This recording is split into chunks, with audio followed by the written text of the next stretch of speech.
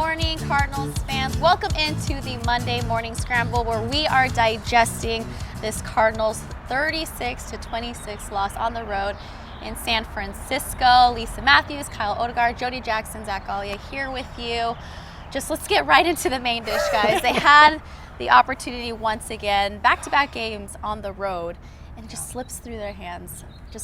How are you guys feeling today? Let's start off with that. I mean, it's rough because you look at the record now and it's not what you want, 3-7-1, and you saw this team win a couple games and now they've lost a bunch in a row, and yet you're still seeing progress. You're seeing these very close losses at the end, heartbreaking type of losses. On another note, you guys, though, the Road Warrior part of the season's over now. Yes, I barely survived. I know, so congrats to you guys and totally to the team, of course. Because now that's going to be a bye week and a nice run of games at home, and hopefully they can finish these games because they are so close. The offense in the first half was incredible. I mean, we saw great use of the tight end. We saw 3 pass interference calls against Richard Sherman, which is always fun to see. And then we saw just a lot of weapons, and we saw the defense doing some good things in that first half too. Yeah, you finally get a couple turnovers, a couple splash plays on defense.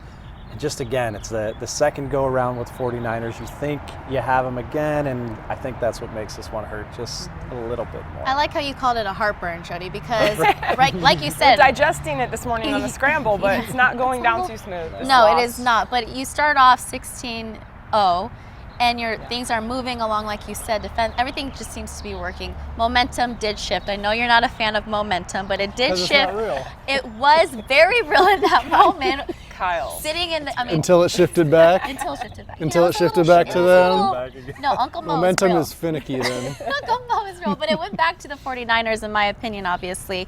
And then it just went back and forth more so in the second half. But you just saw moments where they could have taken over. And the key word, I think, today is finish, right? Finish.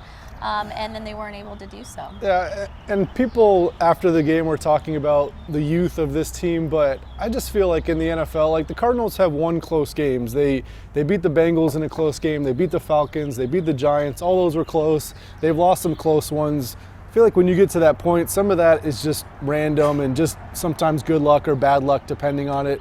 The big thing to me was they were in this game on the road against a Super Bowl contender, and people can say, oh, the 49ers didn't look great, but this team overall is a very good team. To me, I'm a big picture guy. I'm very optimistic about what happened. I know they lost and fans are upset, but what the offense has done this season compared to what we saw last year has been a stark turnaround, and I think the future is very bright. Yeah, and you look at the record, 3 wins, same total as last season, obviously, but it just feels different. They're in games, they're competitive. You going off, there's a lot of young guys. You don't believe that. I believe that that is the case. There are a lot of young guys, and they're going to be learning in these moments. And I'm hoping that after this bye week, they reevaluate, the refresh, and it's about, again, finishing these games or just making. I mean, we saw Jalen Thompson make that pick, and you're like, okay, this is it. They made that big play, that splash play that they needed to finish, but again, they weren't able to do so. I mean, the Murray touchdown, I think everyone was really, Cardinals fans of the Valley, everyone watching from back here, everyone there in the stadium that was a Cardinals fan was pretty excited about that moment because you kind of felt like, all right, here we go. And like you said, Lisa, the pick after that. But then the inability to score after that, and then the inability on that final drive to stop them. You bring the blitz, it doesn't work out. It's one, really there's only a few possible really bad outcomes there, and that was one of them. And but they wanted to be aggressive because Garoppolo had been burning them all day. Right. So once again, and that's I'm going to get into that. Is that what's eating you? It's eating me a little bit because no offense to Jimmy G, having a great season and a fine quarterback, but Vance Joseph talked about explosive passes being kind of their nemesis, and we've seen that all season. So yeah, and I mean it's just, again, it goes back to just that hard pill to swallow. It's you're there twice in a row against the 49ers. Granted, a couple weeks have passed, but it's just they're 9-1. You feel like this was our moment. It's like you're kind of learning the first go around, and you didn't finish. So it was like, we're gonna do it. We got it. Like Kyler runs in the end zone. Everyone was so excited, and it just That's tough. what's eating you. Yeah, Kyle? it just And, yeah, I mean, the pass defense numbers, you look at what Jimmy Garoppolo did and more than 400 yards passing, but to me it was less the secondary, and it just seems like they got eaten up by screens and stuff that was blockers in front of them. And I do think that goes back to youth, like you're saying, Lisa, where guys are tricked by their eyes. Kyle Shanahan is a very good coach, and he'll send you one way and he'll throw it back the other way. And some of those younger guys were a little bit confused on where they should be.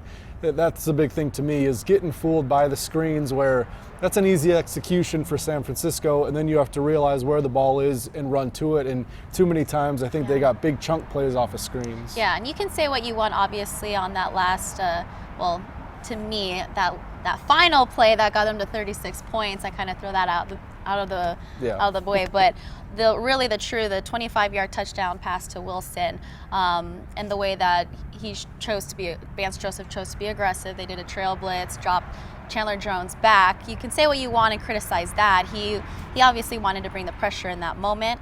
But really, when I look at the game book, I'm going back to when the Cardinals had the ball, 4 minutes, 32 seconds left, and they went 3 and out. They went backwards. Murray was sacked. I don't think it was because Cliff was being conservative by any means. Those were plays that they were running all game. But that was a moment in time. Thompson got the pick. Here's the moment to at least, it's 4-minute, offense at that point. Yeah, they could have kind of sealed the deal there.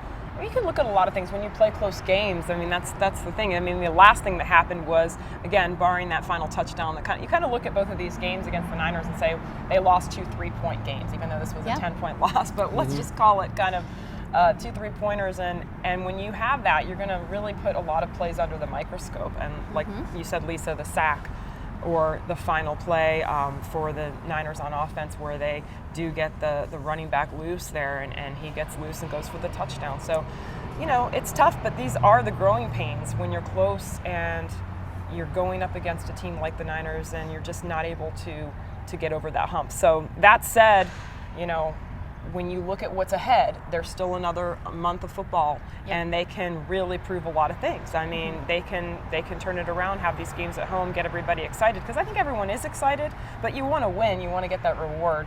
I think that's what we saw in the locker room, was just guys. So I know the word frustrated kind of was a big point of contention. Like, are you? No, we're not. Chandler was like, no, we're not. Where Vance Joseph admitted that would be understandable because you're right there. I think they're going to be fine. I don't think that's going to really reveal itself in the coming weeks. I think they're going to start fresh and really focus on all the good that we've seen. Yeah, it'll be nice to get back home. That's for sure. This month. All right.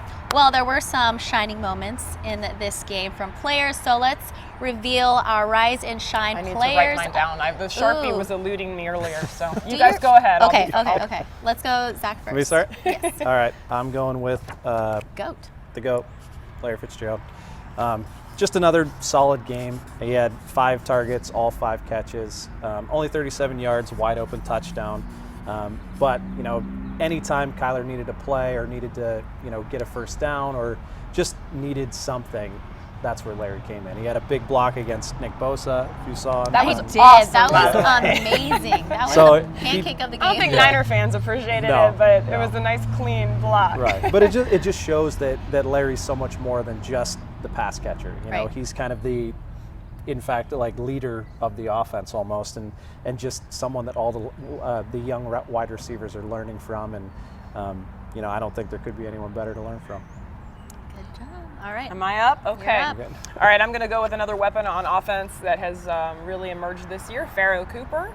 He had 3 catches, 35 yards, and I just think he, like Larry's always that emotional spark plug, but he was kind of fired up after his second quarter touchdown.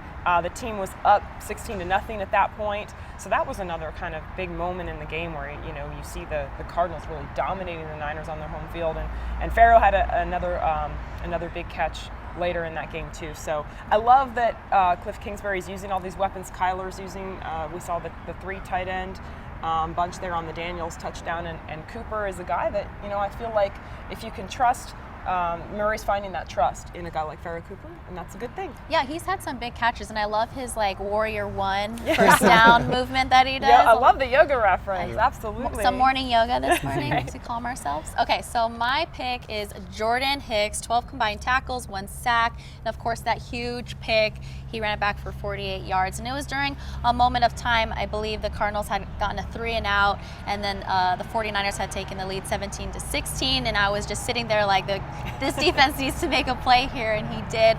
He's just been all over the field now. I believe he leads the league in tackles right now as well. So and it was his first season with 100-plus tackles in the league in his career. So good for him. He's doing great things for the Cardinals on defense. Yeah, he's been a nice free agent addition. Yes. Definitely.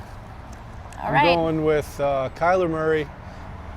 His passing yardage doesn't stand out in this game, but there were the 3 pass interference calls that Christian Kirk got, and that's probably 60, 70 more yards worth of passing yards that you didn't see. And then his legs against that defense. It seemed like the 49ers were being aggressive going after Kenyon Drake in this game when he did the zone read, and Kyler Murray is so good at realizing when that defensive end is going to crash, and he'll pull it. Yes. The most obvious one was on that 22-yard touchdown, which Jody said really gave the team the lead and a big boost, and you thought at that point the upset might happen. And right now Kyler Murray is number 9 in the NFL in ESPN's QBR, which is like an overall quarterback rating that includes running and passing. To be number 9 as a rookie is just so rare. And I think that's why, going back to the progress this team has made, the future of this team, because of what Kyler Murray has done. Another standout game against arguably the best defense in football. Yeah, and he led the team at one point in rushing yards as well. So, I mean, he can do it all. Yeah. There's no, at this point of the season, there's no question that he is the future and the light that he brings to this team and this offense. Now, obviously, we're going into the bye week, so let's bring home the bacon here. What is one thing that you would like to see just shift in these last 5 games for this team? Put you on the spot here. Zach? Oh, you want me to start? Let's change Put it you up. on the spot. I mean, I want to win some games. Yeah. I think would be the first Hey, thing. that's a good shift. But I just think there's already been kind of a shift in attitude. It's been kind of let's learn, let's grow, and now it seems like the expectation is we want to win. Like, we expect to win every Sunday. So it's a good expectation and it's a good change, but it's also more difficult to swallow when things don't go your way. So, Absolutely. With a young team, it's always about learning and taking that next step. But I think everyone's kind of mindset has now shifted to, all right, let's bring home some W's. For me, I said this a couple of weeks ago to the defense improvement, and it hasn't actually shown the result as far as the games go with a victory. They haven't finished well.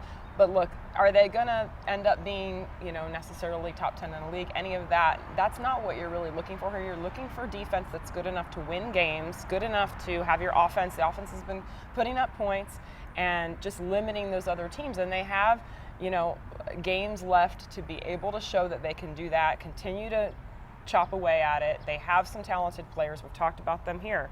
Guys like Jordan Hicks, Chandler Jones, Buda Baker. These guys have done good things, and I think they just need to continue, stay the course, and just make a couple more plays. It is. It's those chunk plays. It's those leaking plays. Yeah. They held the Niners to only 34 yards rushing. So when you look at a team that has it's just the pass. It's almost with the Niners, Yeah. they've been able to do what they want in the They passing have. game. So it's almost reversed of kind of the normal stop the run Right. first. But good news is it hasn't been that way with every team. exactly. So, to me, I think the continued progress of Byron Murphy and Andy Isabella is key. 2 second-round picks. We've talked about Kyler Murray. He looks like a burgeoning superstar already. Those 2 guys have been up and down, and when you draft guys in the second round, we've seen it with Buda Baker and Christian Kirk, you can find stars in that second round, and if Byron Murphy and Andy Isabella can take that next step, then you're talking about 2 more building blocks for the future, and that's where we're at this point. When you're 4 games under 500, you're starting to look toward the future and what this team can be. if you can find another threat at receiver in Andy Isabella, if Byron Murphy can start locking down cornerback, those are two important places on the field, and those guys have shown it in stretches, and now just continued improvement the rest of the way. Yeah, it'll be a big off-season for the Cardinals, just building up on this. Follow-up. Patrick Peterson, again, he just didn't quite look like himself. I would like to see Patrick return to form, at least, I don't know if physically he's dealing with some things. He came back from that calf injury.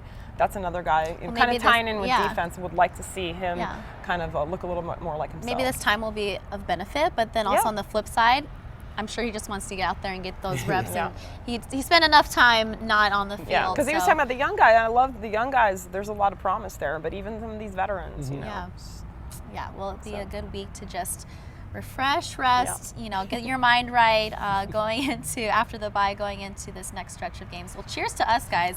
11 weeks, Monday morning scramble. You guys don't have to get on a plane for a while. That's nice. Kyle, don't leave me hanging there. Thank you all for joining us. We'll see you guys after the bye week.